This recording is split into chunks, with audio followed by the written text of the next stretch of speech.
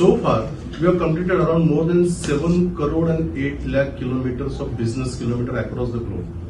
That is a kind of, size we can say that, particularly travel in Goa. But if you compare, GoaMiles growth for 2023 and 24 as compared to 2024-25, so we increased the number of trips almost by 60%. Means if you have completed more than 6 lakh trips into year of 23-24, we have completed almost 9 lakh and few thousand trips last financial year, that is by March. When it comes to season time, we transport per day almost 20 to 22,000 people per day. That's the capacity we have developed. How we have developed this capacity so far? We started with nearly 40 cabs in 2018. If you remember that, first day on 6th of August 2018, at the end of late Sri Parikar ji, that time Chief Minister of the state of Goa, we started with 40 cabs performing 13 trips per day. We have come to now almost 4,000 plus vehicles registered in GoaMiles platform.